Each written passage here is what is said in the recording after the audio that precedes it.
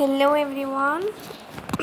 सो पिछली वीडियो में हमने क्या चैप्टर शुरू किया था? हमने चैप्टर शुरू किया था फाइबर टू फैब्रिक, जिसमें ऑलरेडी हमने कौन से टॉपिक पढ़ लिए थे? हमने पढ़ लिया था animals, animal fibres, wool and silk. इसके बारे में हमने कुछ पढ़ लिया था।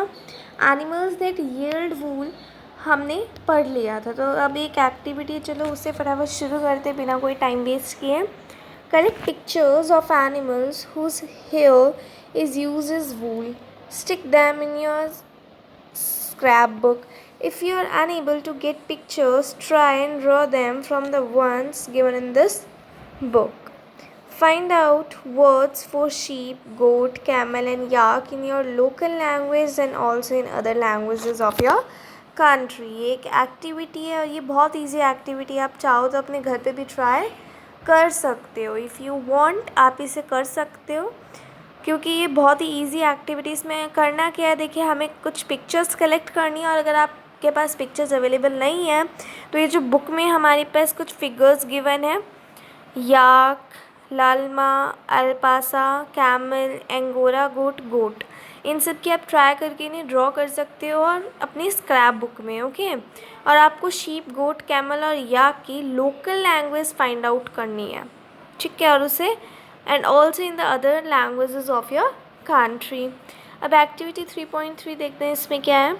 Procure outline maps of India and the world, find out the mark of the places on the map where you find animals that provide wool. Use different colors to denote the location for different wool yielding animals. अब इसमें देखिए, इसमें हमें क्या given है।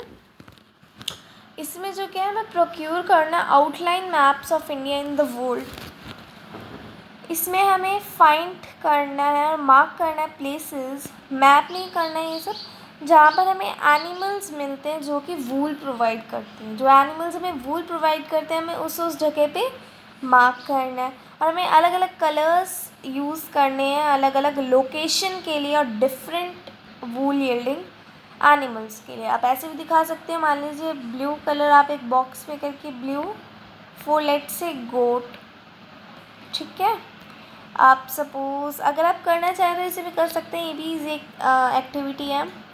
अगर आप green suppose sheep के लिए करना चाहते हैं तो ये आपकी मर्ज़ी, आप कोई भी कलर किसी के लिए भी यूज़ कर सकते हो। ओके, अब चलो न्यू टॉपिक शुरू कर दे, फ्रॉम फाइबर्स टू वूल। अब हमारा टॉपिक क्या आता है, from fibres to wool. For obtaining wool, sheep are reared. Their hair is cut and processed into wool. Let us learn about these processes. अब देखो, हम जानते हैं कि वूल ऑब्टेन करने के लिए सबसे पहले तो शीप के हेयर्स को हम रियर करते हैं, मीन्स उन्हें काटते हैं, रियर किए जाते हैं वो। फिर उनको हेयर को हम कट करते हैं और उनके कुछ प्रोसेसेस भी होते हैं, तो अब हम इनके प्रोसेसेस भी पढ़ेंगे। Rearing and breeding of sheep. अब रियरिंग या फिर ब्रीडिंग ऑफ शीप क्या होता है, देखिए। If you travels into the hills in Jammu and Kashmir, Himachal Pradesh, Uttaranchal, Arunachal Pradesh and Sikkim, और the plains of Haryana, Punjab, Rajasthan and Gujarat, you can see shipyards taking their herds of sheep for grazing. अब देखिए इसमें क्या गिवन है। अब देखिए ये कुछ स्टेट्स के नाम बताए गए हैं, जैसे जम्मू कश्मीर, हिमाचल प्रदेश और बहुत सारे। तो ये स्टेट्स जो हैं, इसमें आपने कॉमनली देखा होगा हरियाणा में भी, पंजाब में भी और इन स्टेट्स में भी कि जो लोग होते हैं वो रूट्स पर से, ये जो शीप यार्ड्स होते हैं, जो एनिमल्स जो शीप्स को ट्रैवल करवाते हैं, तो जो शीप्स होती हैं वो लार्ज स्केल पे जाती हैं, घूमती रहती हैं रोड्स पे, और ये जो साइडों में रोड्स के कई बार घास उग जाती है या फिर कोई भी और मटेरियल जो अवेलेबल होता है, ये उन्हें खा लेती हैं। फाइन। और रात को कहीं भी ये रुक जाते हैं, किसी भी खेत में रुक जाती हैं, और इनके साथ शिपयार्ड्स होते हैं, एनिमल्स होते हैं जो इनकी केयर करते हैं। Fine. Sheep are herbivores and prefer grass and leaves. Just मैंने अभी आपको बताया, शीप हर्बीवर्स होते हैं और एक ग्रास या फिर लीव्स खाते हैं। Apart from grossing sheep, rearers also feed them on a mixture of pulses, corn, jowar, oil cakes, material left after taking out oil from seeds and minerals. In winter, sheep are kept indoors and fed on leaves, grain and dry fodder. अभी तक हमने पढ़ा कि sheep herbivores होती है, वो सिर्फ घास और leaves ही खाती है, बट इसमें अभी हमें क्या बताया गया है कि जो sheep होती है वो pulses, corn, ज्वार, oil cakes, मटीरियल जो भी हम जैसे ऑयल निकाल लेते हैं सीड्स में से, हम जानते हैं तो सीड्स में से ऑयल निकालते हैं, फिर जब वो बचा जो मटेरियल रह जाता है पीछे, वो सब भी शीप खा लेती हैं. फाइन. और विंटर्स में ज़्यादातर सर्दियाँ होती हैं तो शीप्स को बाहर नहीं निकालते, इंडोर्स अंदर ही रखते हैं और उन्हें लीव्स, ग्रेन या फिर ड्राई फॉडर भी खिलाते हैं. Fine. Now sheep are reared in many parts of our country for wool. अब शीप बहुत सारे पार्ट्स में rear होती है, मीन्स बहुत सारे पार्ट्स में वूल ऑब्टेन, हमें वूल ज़्यादा ही चाहिए क्योंकि पॉपुलेशन भी ज़्यादा है. सो फॉर दैट जो शीप है वो रियर्ड होती है कंट्री में अलग अलग जगह पे. लाइक देखिए टेबल 3.1 है, बहुत इंपॉर्टेंट टेबल है, आप इसे एक बार ज़रूर देख लेना. ये बहुत इंपॉर्टेंट टेबल है, आप इसे एक बार ज़रूर देख लेना. ओके. लाइक अब देखिए लोही है, ये एक बहुत गुड क्वालिटी वूल है और ये हमें राजस्थान या फिर पंजाब से ही मिलती है, मीन्स और कहीं अवेलेबल नहीं है. ये जहाँ पर हमें मिलते हैं ये तो वो जगह है. ये क्वालिटी है वूल की कि वूल कैसी है और वूल का नाम है, नेम ऑफ ब्रीड. सॉरी, ये वूल का नाम नहीं है, ये शीप का मीन्स ब्रीड्स का नाम है. Okay. Sorry, I am sorry, ये वूल का नाम नहीं है. ओके. सो अब रामपुर बुश है, इससे हमें ब्राउन फ्लीश मिलता है और ये कहाँ मिलता है? उत्तर प्रदेश या फिर Himachal Pradesh. After that third है नली.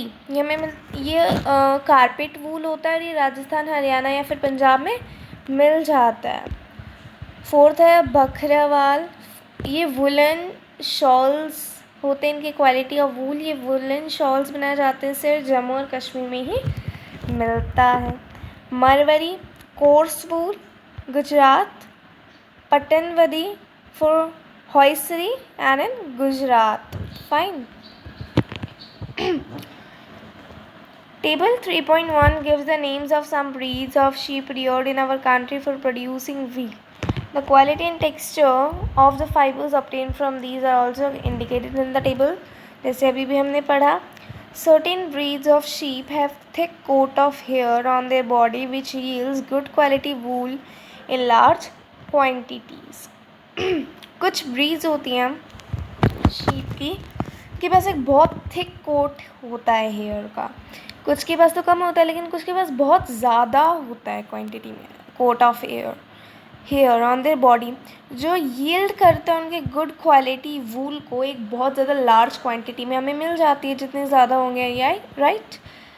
As mentioned earlier these sheep are selectively breeded, which one parent being a sheep of good breed. Just अभी हमने फर्स्ट पेज पे भी पढ़ा था द चैप्टर में कि सेलेक्टिव ब्रीडिंग क्या होती है. जब भी हम स्पेशल वूल के लिए हम स्पेशल पेरेंट्स को सेलेक्ट करते हैं जो कि एक ऐसे यंग वंस देते हैं स्पेशल वूल के, तो उन्हें हम कहते हैं selective breeding, selection of parents. Okay. तो ये सेलेक्टिवली ब्रीडेड होते हैं. Once the reared sheep have developed a thick growth of hair is shaped off for getting wool. एक बार जब रियर्ड शीप जो उसने एक develop thick growth of hair दे दिया तो हेयर को हम दोबारा शेव ऑफ कर देते हैं वूल ऑब्टेन करने के लिए. फाइन. आई होप इतना आपको क्लियर हो गया होगा. अब आगे हम पढ़ेंगे प्रोसेसिंग फाइबर्स इनटू वूल. अब हम जो फाइबर्स मिलते हैं हमें शीप से को अब हम वूल में कैसे करते हैं. देखिए ये यहाँ पर तो हमने शेव ऑफ तो कर दिया वूल लेने के लिए, लेकिन ये कम्प्लीटली वूल नहीं है. इस लाइन में भी आप ध्यान से देखिए, hair is shaved off for getting wool, wool लेने के लिए, मतलब ये कम्प्लीटली वूल नहीं है, ये तो एक फाइबर है. अब इसको हम वूल में कन्वर्ट कैसे करते थे कि इसके लिए भी बहुत सारे स्टेप्स होते हैं, तो अब हम इन स्टेप्स को स्टेप बाय स्टेप पढ़ेंगे और समझेंगे भी. So let's start.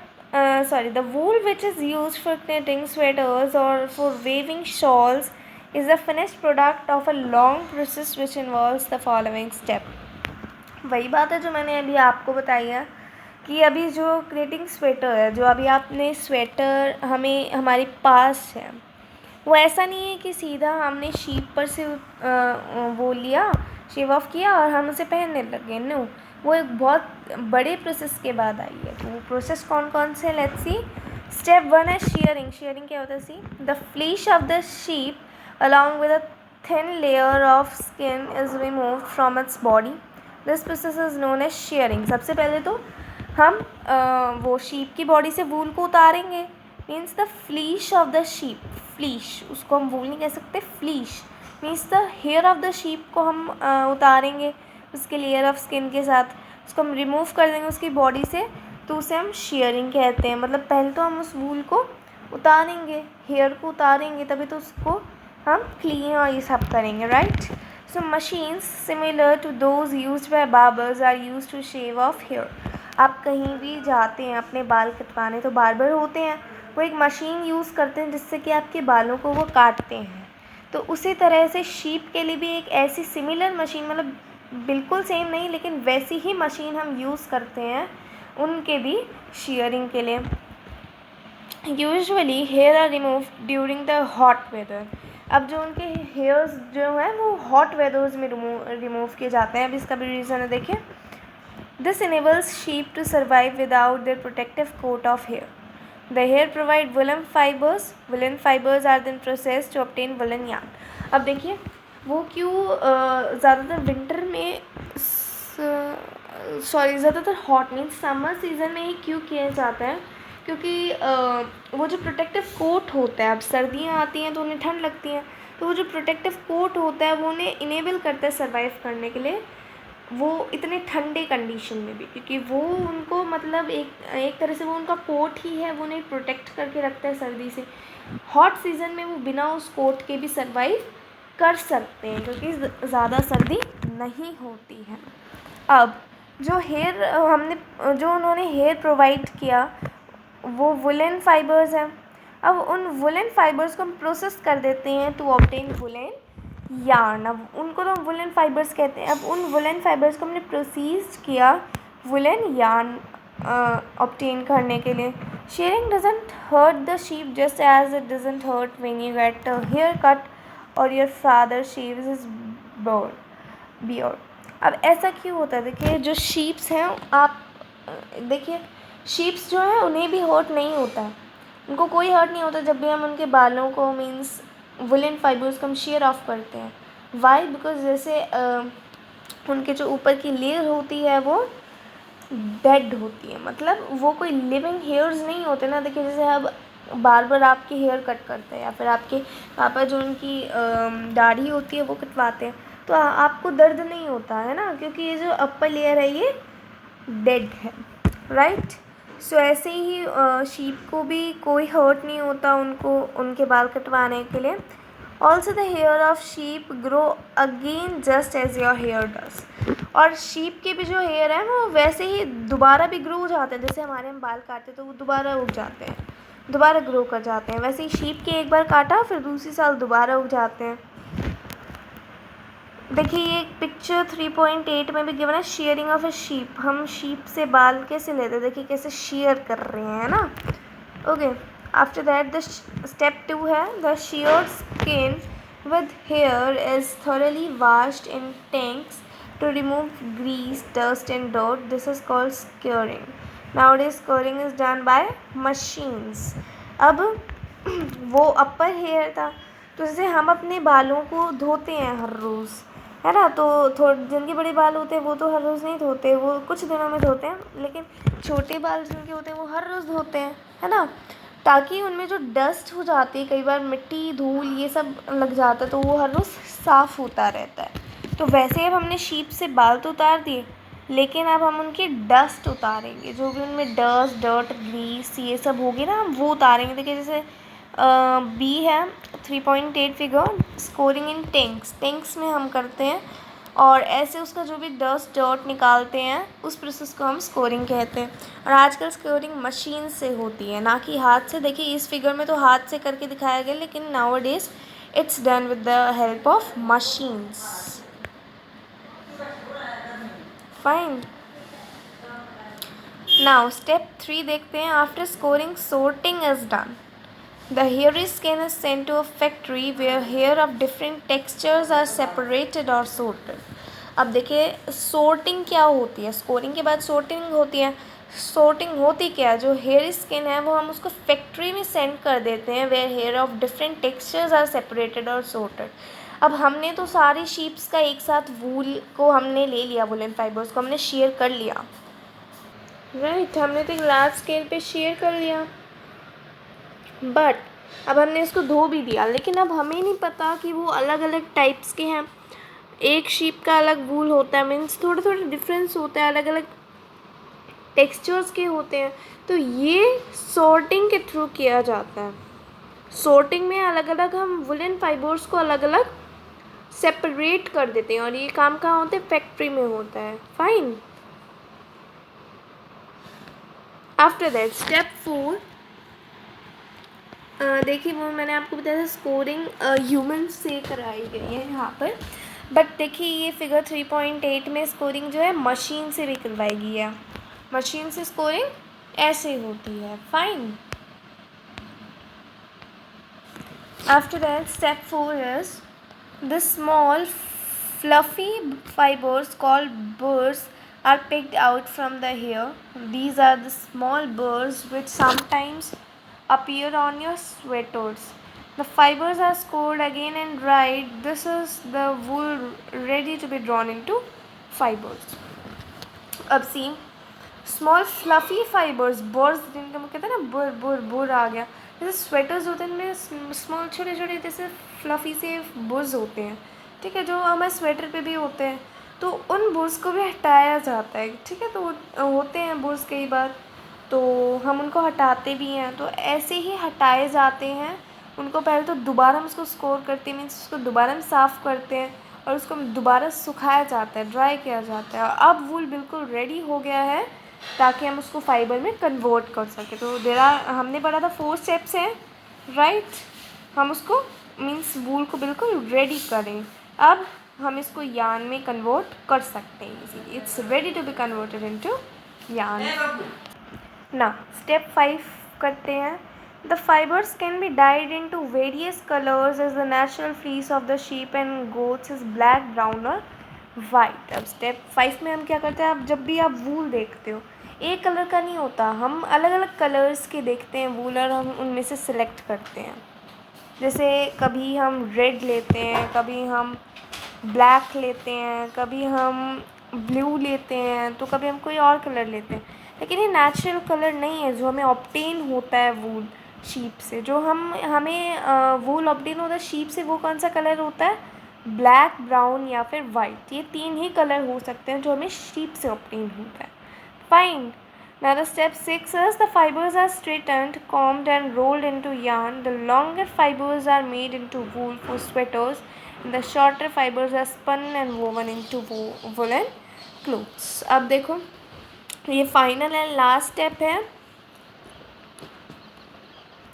इस स्टेप में क्या कराया जाता है, अब जो फाइबर्स हैं वो तो अब स्ट्रेट तो नहीं है बिल्कुल, जैसे आप ए पार्ट में देख सकते हो कैसे फाइबर्स हैं, ये स्ट्रेट तो नहीं है। तो अब इस प्रोसेस में हम इनको बिल्कुल स्ट्रेट कर देते हैं फाइबर्स को, इनको रोल कर देते हैं। देखिए डी में दिखाया गया, हम इनको ऐसे रोल कर देते हैं इस यार्न को, सॉरी फाइबर्स को नहीं, यार्न को हम ऐसे रोल कर देते हैं। ओके, उसके बाद हमने रोल कर दिया। और फिर जो लॉन्गर फाइबर्स हैं, जो मतलब बड़े बड़े टाइप, जो बड़े बड़े फाइबर्स हैं उनको तो हमने स्वेटर बना दिया उनका, है ना, जो हम कॉमनली स्वेटर्स पहनते हैं। और जो थोड़े छोटे फाइबर्स हैं जिनसे स्वेटर नहीं बन सकती, उनको हमने रोल कर दिया वुलन क्लॉथ को, और हमने उसको मार्केट में सेल कर दिया। और कई लोग लेते भी हैं जो अपने आप बनाने के शौकीन होते हैं, राइट। आज हमने क्या बोला, processes of fibre into wool can be represented as shearing, फिर होता है स्कोरिंग, फिर होता है सॉर्टिंग, फिर होता है क्लियरिंग ऑफ बर्ड्स, फिर डाइंग मीन्स कलरिंग करते हैं, फिर रोलिंग, उसको रोल करते हैं, ठीक है। तो ये 6 स्टेप्स हैं, बहुत इंपॉर्टेंट है। पहले तो हम उनको शीप के वुलन फाइबर्स को शेयर करते हैं, फिर हम उनको साफ़ करते हैं, फिर सॉर्ट करते हैं, मीन्स उनकी फैक्ट्री में सेंड कर देते हैं ताकि डिफरेंट टेक्सचर्स को अलग कर सकते हैं। Clearing of birds means birds को हटाने के लिए दोबारा सॉर्टिंग की जाती है। डाइंग मीन्स अलग अलग कलर्स में हम उनको वेरियस कलर्स कर देते हैं। रोलिंग मीन्स अब उसको फाइनली या तो उसकी स्वेटर बना देते हैं या फिर उसको रोल कर देते हैं यार्न को। Okay, so these were the 6 steps जो आज हमने पढ़े। Okay, thank you.